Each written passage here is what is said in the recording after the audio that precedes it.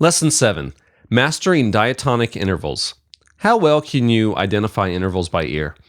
You're probably not as good as you think you are. Today, I'm putting your ears to the ultimate test. So get out those miniature ear sweat collecting buckets that definitely exist.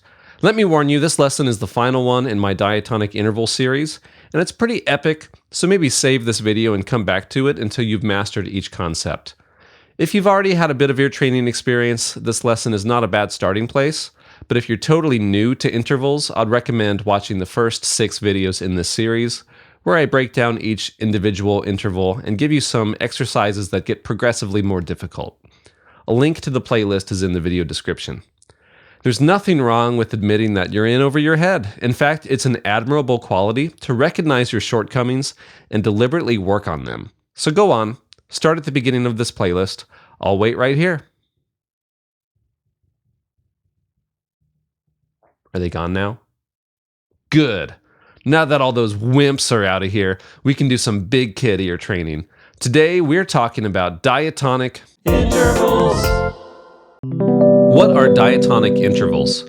Diatonic intervals occur when you go from the first note in a major scale up to any other note in a major scale.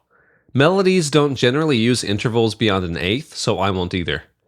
There are also chromatic intervals such as the minor second or tritone, but I'll be getting to those in the next lesson. Trying to learn every diatonic and chromatic interval at once is generally a bad idea, so I have my students internalize all the diatonic intervals before moving on. I'll be trying something out new in this lesson, which I call aural calibration. This exercise will train your ears to feel the distance between each interval. First, you will hear a harmonic interval played with a synth string sound. I'd like you to hum the bottom note of the interval, then hum up a major scale until you reach the top note. A piano will do this with you. Then hum the interval one final time, back and forth without using the scale. Then we do the exercise again in reverse.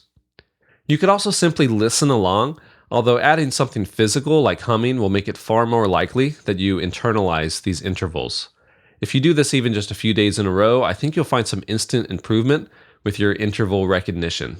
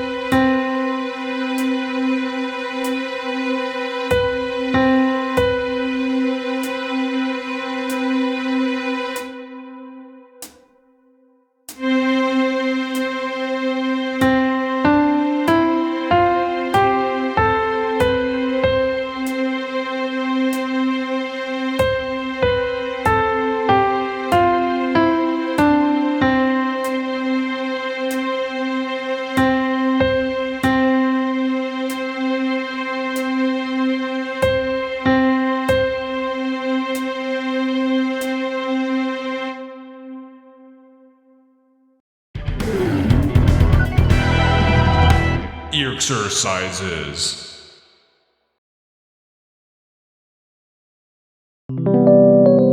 At this point, I usually play 10 intervals and ask you to identify them. However, today our goal is total mastery over diatonic intervals. So instead, I'll be doing 25 intervals in 5 different levels of difficulty. Can we agree that we don't need the first anymore? If you need a list of tunes to associate with each interval, check out the video description. Level 1. Ascending diatonic intervals.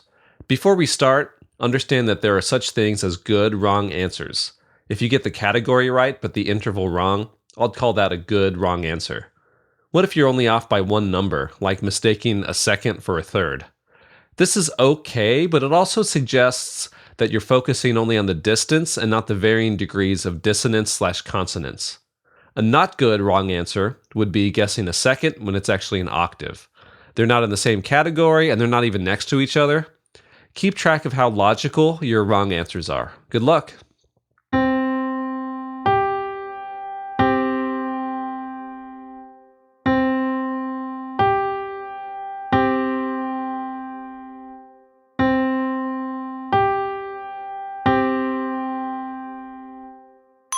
Perfect fifth.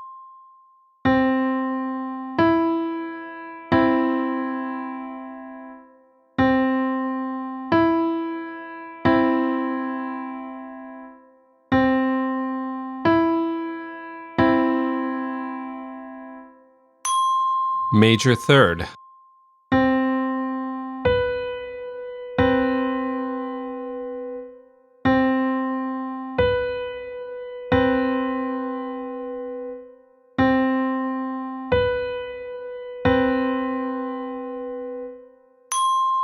Major seventh.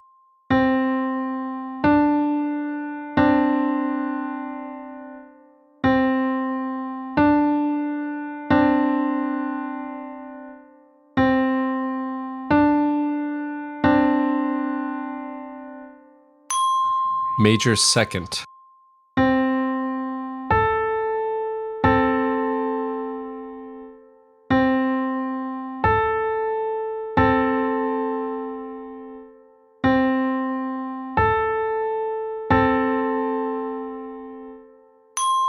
Major 6. Level 2. Ascending diatonic intervals. No fixed root. Every interval you've heard so far in previous lessons has been in the key of C. This time, each example will be in a different key. It actually doesn't matter what key an interval's in, because the tonal quality is always the same unless you have perfect pitch. Why? Science. I'll talk about the acoustic properties of intervals in my next lesson, but it doesn't really matter right now. Anyway, I can manipulate these key changes to confuse your ear. Each time you hear a new interval, try to do a total mental reset. The bell sound might actually help you do this.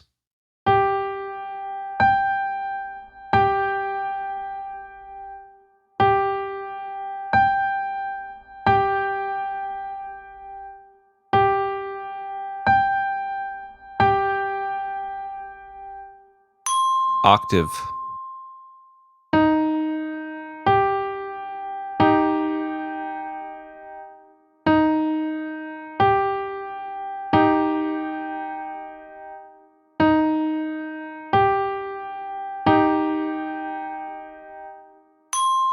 Major third.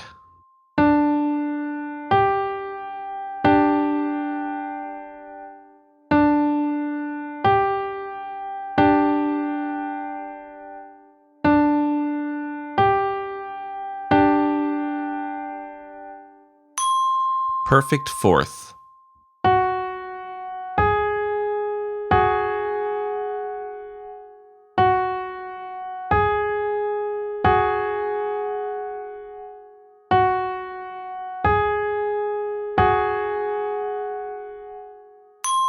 Major second.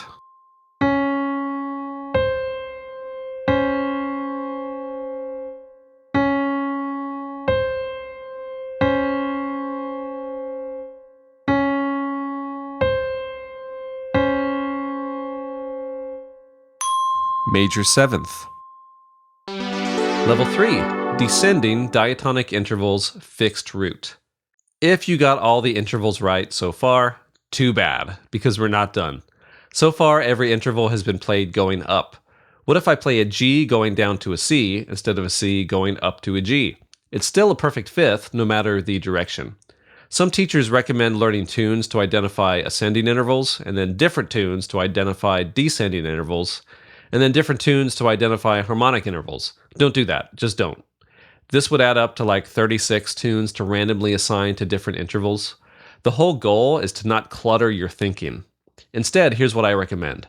Listen to the notes going down, and then flip them in your head. I hear this, and then I hum this. This might be hard at first, but once you can do this, you can apply this technique to every interval. In the long run, this will be way easier than memorizing a whole bunch of new information. After all, what we're trying to do is improve your musical imagery skills, and rearranging these notes in your head is kind of an essential skill that you need to have.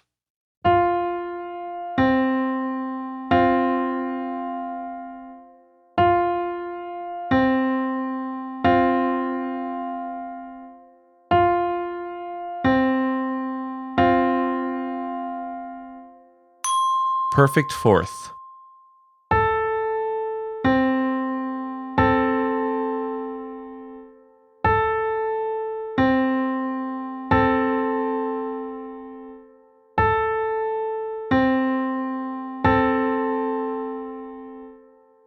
Major 6.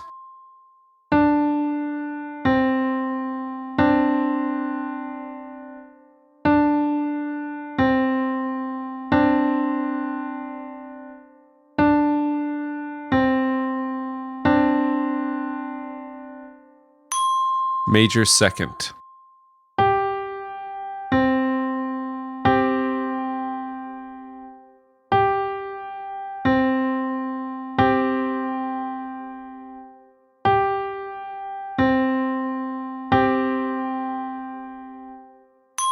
Perfect 5th.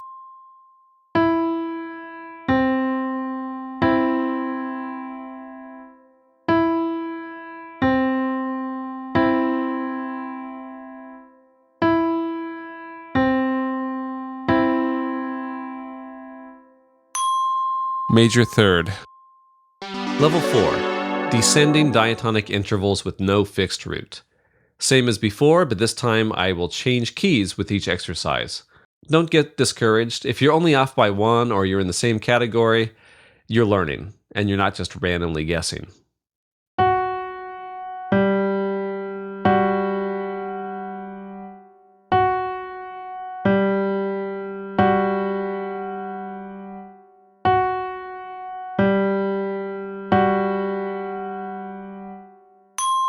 Major 7th.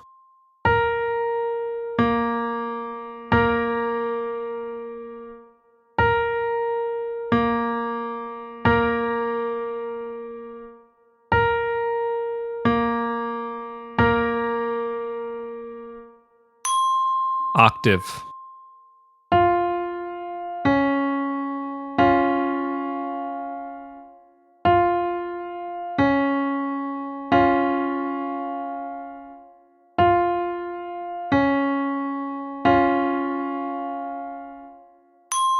Major 3rd.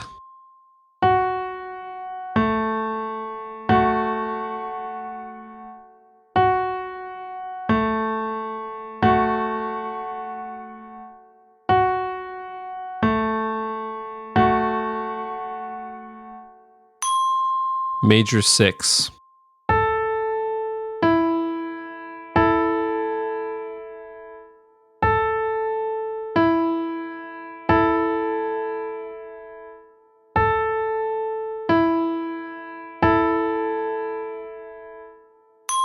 Perfect 4th.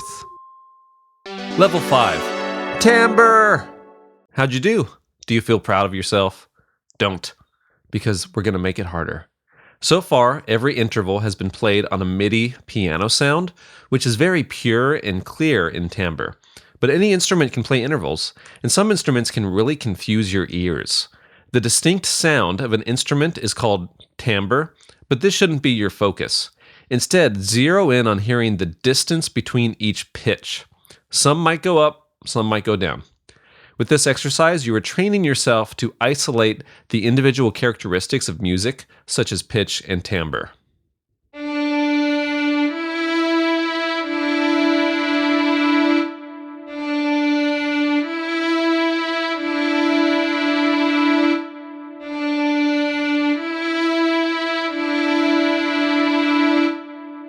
Major second.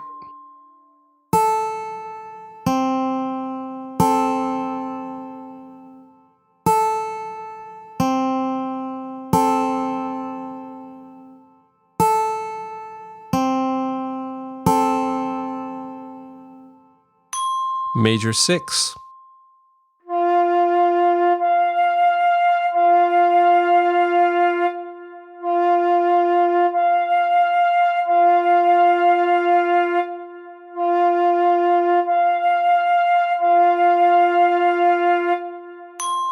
Octave.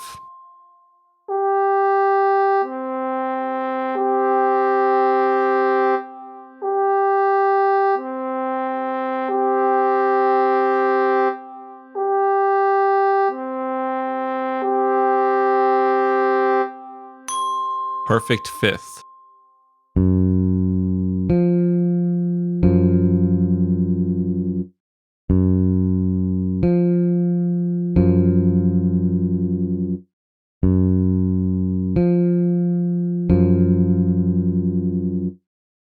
Major seventh. You're done! Good job. Take a deep breath. That was the final round. Feel free to repeat any rounds that you found particularly difficult, but otherwise we're done. I can't think of any way to make diatonic intervals more difficult than round 6, extreme ranges, or the surprise final boss battle where the previous boss transforms into a giant monster and you're like, oh no, I kinda saw this coming, but oh no, just the same. I'm going to play every interval in a super high or super low range on my keyboard, which makes the pitches more difficult to distinguish between. Don't panic. Well, okay, panic a little bit. Remember, this is a stretch goal, which should make all the previous levels feel like a piece of park, or a walk in the cake.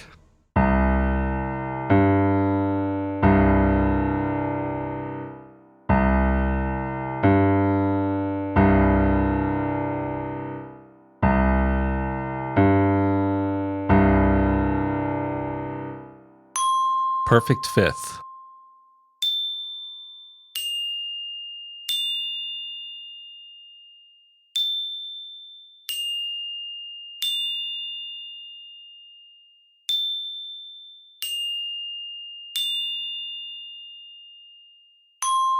Major third.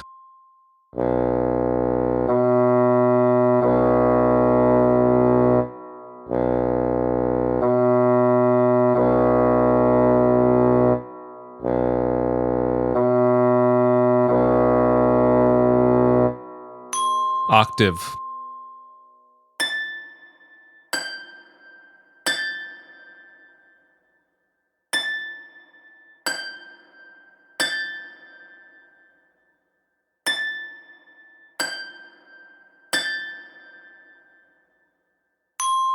Major second.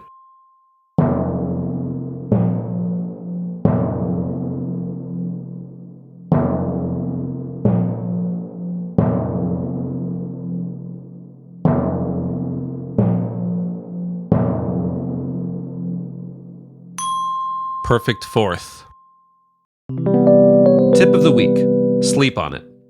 I've discovered that I can't binge learn music or musical concepts in any meaningful way. I play the organ at a church, and some mornings I'll wake up and spend an hour or two learning all the music I have to play that day, and then a few weeks later I try to play that same music and it's like I never learned it at all. On the other hand, songs I've learned slowly over time are almost hard to forget. Maybe you discovered my channel and binge watched every single episode in a row. By all means, keep my videos playing 24/7, but a better way to learn would be to watch a lesson and then sleep on it. Watch the next lesson and then sleep on it. If there's a set of exercises you've struggled with, repeat them every few days, always taking time in between to let it settle in your mind. One more thing. Thank you. I started making these videos mostly to use with my own students, but they've gotten a surprising amount of views in the last few weeks. So, hi. Thank you. I'm glad you're here. If there is a music theory or ear training topic that you are interested in learning, let me know in the comments. Also, please forgive the next 10 seconds of shameless self promotion. I'm an author. I'm working on a book on ear training right now, but I already have several fictional books published. My other YouTube channel, called Joe Leaguer's Writer, is where I upload the science fiction, horror, and fantasy audiobooks that I've written, which are narrated by myself, my wife, and some of my actor friends. All of these audiobooks feature original music by myself. Take a look at the chapters in the first book of my young adult trilogy, The Bridge. A very unusual set of musical intervals.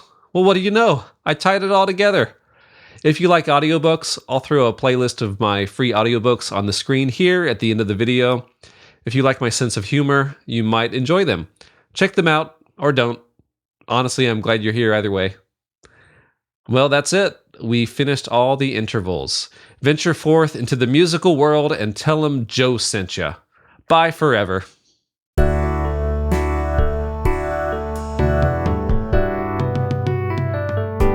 We learned about intervals.